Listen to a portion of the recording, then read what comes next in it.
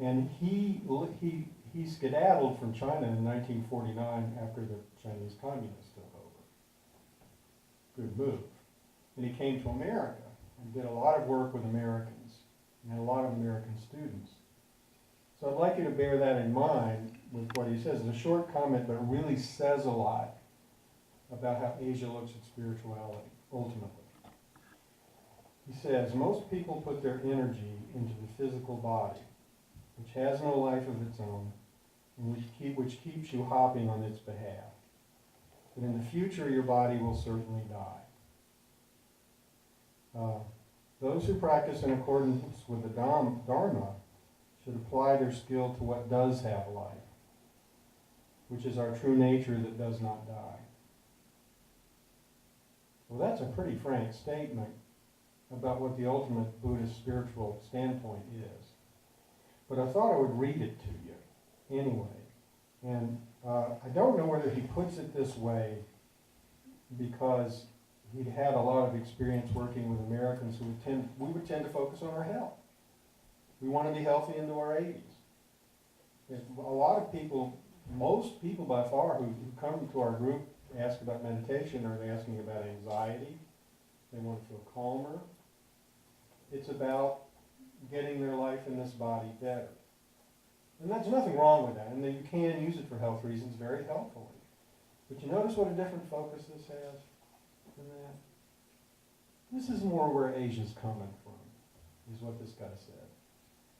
And yet he knows in other comments he makes, yeah, he could say that, but if he just says it, he knows it's in the abstract. He knows it has to be a direct personal experience for it to be true for a person. See? Okay. One last thing. Oh, what? Okay. No, I'm good. Oh, go ahead. Okay, I will speak. When in the West, people are not allowed to believe in reincarnation as a progression. They're not allowed to believe in reincarnation. Whereas reincarnation, for me, has clarified everything and given me a sense of proportion and not to get so puckered up with my own agenda. And it'll all sort itself either here or as I work with my guide when I get to the other side. Yeah, yeah. Hang on. I agree with her.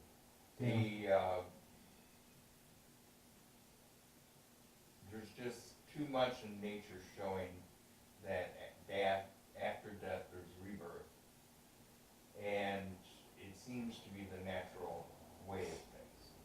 Yeah. You may not be exactly yourself, but whatever you have used, you give back, and it regenerates.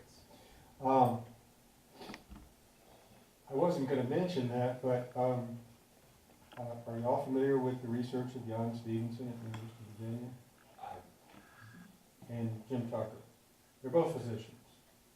And they worked on this, developing cases for years and years and years. They still are. 20 cases suggestive of reincarnation. Yeah, that's Jan Stevenson. Yeah. Yeah. And I'm just going to say it's remarkably thorough research. Concerning what?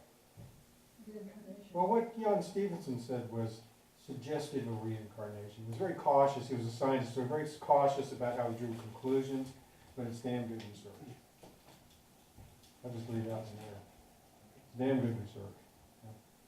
What do you pay the scientists? You promised us a koan. How about Did? you? Yeah. Well, when you were talking to me about it, you said you were going to include one. How about just your favorite or whatever? Wish I had the book here. Give me a second. Okay. He wants to know what a koan is. Okay. Are you talking with? Yeah, I wasn't going to get into this. In China, the Chinese developed their own system of training in Buddhism that really, most of it took from earlier Buddhism. Like you go. I got to elaborate on this, so if you want to go into this. In Japan, there's basically two schools of Zen that they got from China and decided to preserve. One is Soto Zen. and that's where I had most of my experience doing sitting practice. It's basically just sitting. You sit still, you do the meditation, we described it. You work with a teacher, but you rely on the sitting practice and how you can take it into your daily life and work on awareness there. The other major school is called Rinzai Zen, and that's based on what are called koans, and those were completely developed by the Chinese. They were not in India, Tibet, anywhere, any other Buddhist country, just China, and then they came to Japan, and Japan has preserved them. And koans are very carefully put together. They're cases, right? They're brief cases. I'm going to tell you one in a second. And you get this case. And then your job is to demonstrate your understanding of it to your teacher. You go in a room with your teacher, and your teacher looking at you, and you're looking at the teacher, and you demonstrate your understanding of it, which usually doesn't happen for quite a while. Because the koans are very carefully put together so that no amount of reasoning and no amount of logic and no concept your brain can come up with will give a satisfactory way of expressing what it is. It wipes out concepts. And most people, when they get a koan, they think about it. You know how the brain is. Think about it. Go in, try to give the teacher a think about it answer, and the teacher just says no. As long as the person is relying on a conceptual approach to that koan, the teacher will say no. So what's the answer? Every koan, in a sense, is the same. There's only one, and that's a direct experience of essential nature. That's what it's trying to help a person realize. And you have to get beyond concepts to get there. Well, there isn't even really there. But to do it, you have to be able to get beyond concepts. Because the concepts and thinking are going to block you as long as they're predominant. Yet that's what we're used to doing, isn't it? Okay, so let's think of a koan.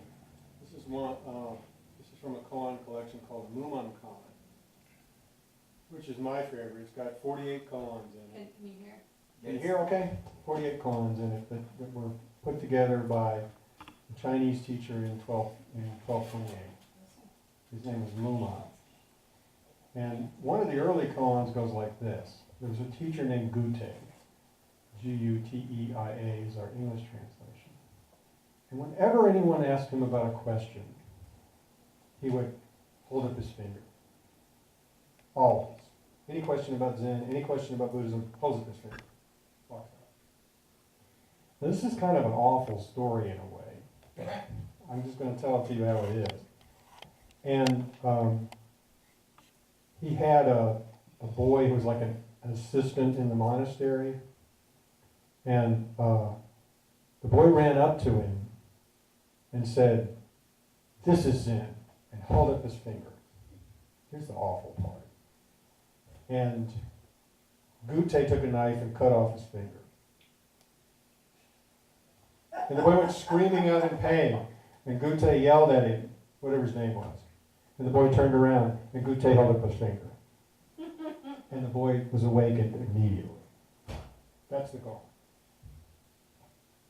Some of these koans are pretty rough. Now, yes, exactly. It makes no sense. You got it.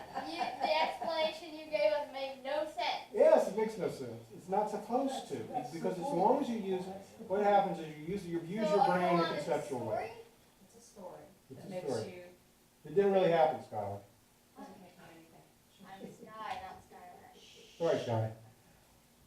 You see, it's not totally non-conceptual.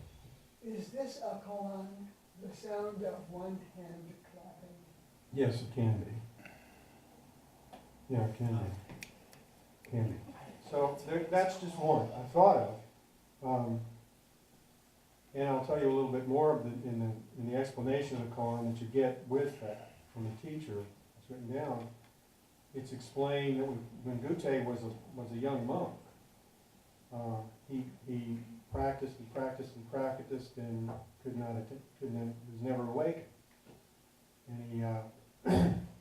he finally ran into this teacher, and he said something to him, and the teacher held up his finger, and Guteia was awakened. just from that. So that's why he always did that. Now, if you get into the practice of the Koan, I don't think we should analyze it now, but the underlying question is, how come it wasn't okay for the boy to do that? See? That's our problem.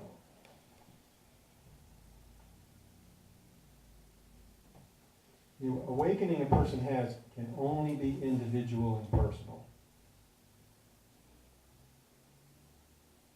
There can't be any copying, there can't be any imitation, it has to be completely, totally for real. See what I mean? That's a little hint of what Colin does, not an animal, but you asked, so. Anything else anybody wants to?